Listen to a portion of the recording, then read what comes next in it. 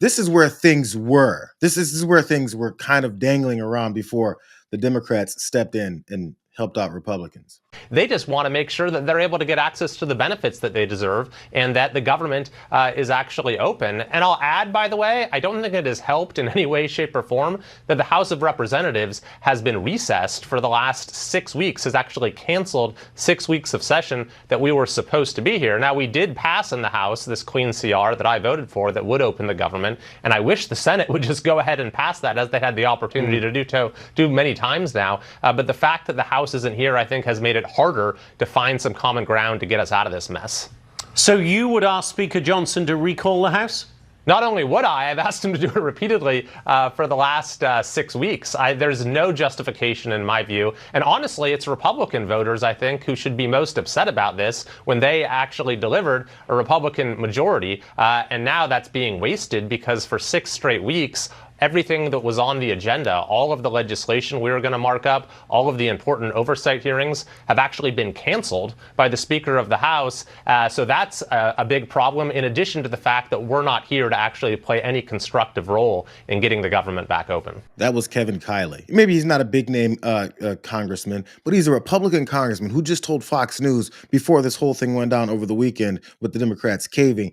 He said he's been pressing Mike Johnson to reconvene the House because something has to be done. It's been a disaster. We're not getting anything done. We have to actually follow through on our promises, do this and do that. The pressure has been on. Last week and the week before, I've been talking about how Republicans have been unraveling slowly. Actually, not even that slowly. We've been watching Mike Johnson struggle in front of cameras and tell those same lies to get debunked finally by a couple of news outlets. You know what? Let's let some of the usual suspects that are right about this, one being Bernie Sanders, tell you what happened. Tonight, 8 Democrats voted with the Republicans to allow them to go forward on this continuing resolution. And to my mind, this was a very, very bad vote. What it does, first of all, is it raises healthcare premiums for over 20 million Americans by doubling, and in some cases tripling or quadrupling. People can't afford that when we are already paying the highest prices in the world for healthcare. Number 2, it paves the way for 15 million people to be thrown off of Medicaid and the Affordable Care Act. Studies show that will mean that some 50,000 Americans will die every year unnecessarily. And all of that was done to give $1 trillion in tax breaks to the 1%.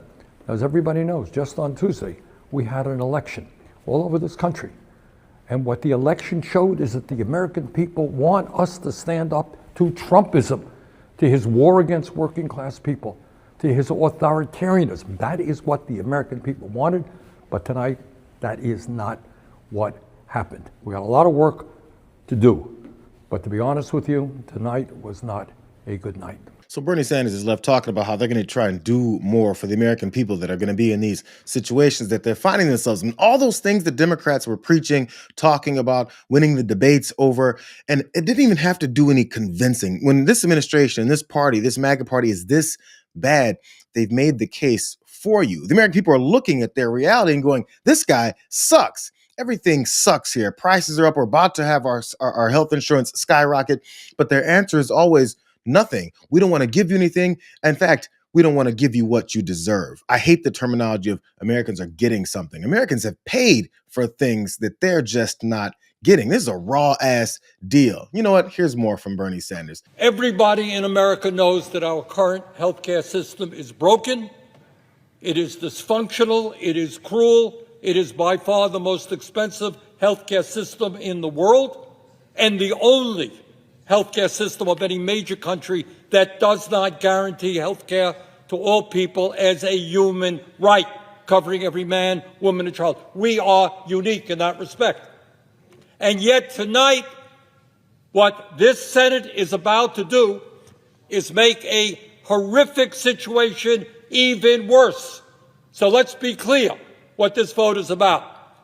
If this vote succeeds, over 20 million Americans are going to see at least a doubling in their premiums in the Affordable Care Act. In my state of Vermont and throughout this country, for certain groups of people, it will be a tripling and a quadrupling of their premiums. There are people who will now be paying 50% of their limited incomes for health care. Does anybody in the world think that makes sense? No one thinks it makes sense. As a matter of fact, there was that election also from last week that Democrats were celebrating like crazy. Oh, finally made it over the hump. Finally, we're seeing how all these American people completely and utterly reject Donald Trump and his MAGA policies that are destroying people's lives. For some reason, Democrats take those types of wins and think, now that we've got these wins and this confirmation for what we've been arguing over, now that it's under our belts, it's time to give it away. Matter of fact, what it does is after you've told enough people, we understand where you're coming from, we understand the situations that you're in, and we're here to fight for it to make sure you get out of those situations. After those people trust you and say, sure, yeah, I'm glad that you're seeing what I'm seeing because this president and this MAGA party does not see what my life is looking like. After you are on their side, you then go and say, just kidding. It means that this is all just smoke and mirrors. It means the things that they understand are happening in their lives, the Democrats said they understand and agree with, it means that they were just joking around and we're on the side of MAGA and those Republicans because that's what they gave them. So I got to wondering, what is it? I mean, there must have been something, right? Everyone that looked at this said, oh man, the Democrats are folding. I said, well, they can't be completely folding. There's something that they got out of this because, again, they were kicking their asses around. Now, I know as part of this resolution that the majority leader is going to say, well, Democrats can put together their own bill and it'll come to the floor here in the Senate for a vote. As everybody here knows, that is a totally meaningless gesture.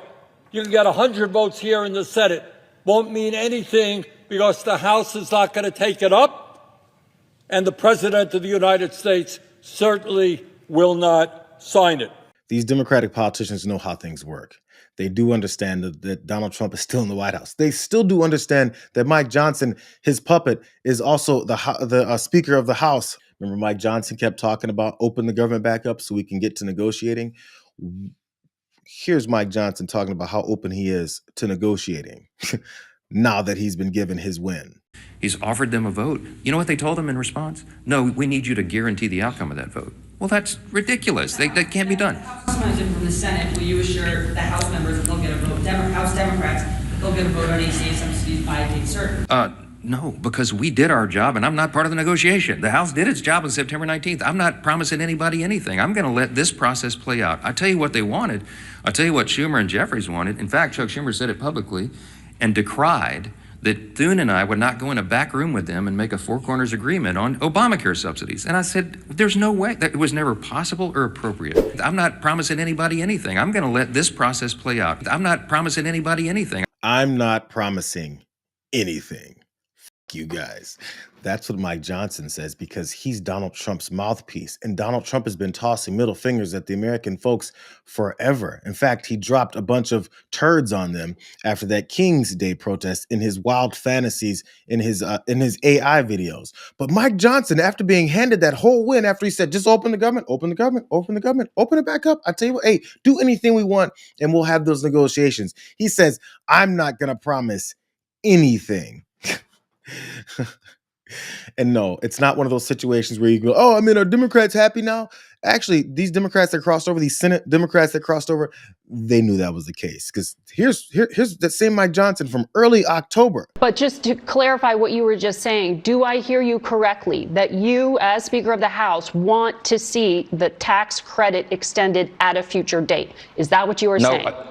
No, I haven't staked out any position on it yet because that's not how this process works. We're in a deliberative body. Right. Every interview, every press conference he did was talking about how just open the government back up. Just open it back up. Just give us what we want. And then maybe we'll talk about those other things. And when asked what kind of healthcare plan they do have to negotiate with, because, you know, you usually go into negotiations with something that you want or something that you're willing to come to the middle on, they said they have nothing. They said waste, fraud, and abuse. They said, let's kick more people off of Medicare. They said, let's kick more people off of SNAP. They were very transparent about the fact that they do not like this country. And matter of fact, the people that voted for them, they're very open to them talking about how they don't give a damn about their lives.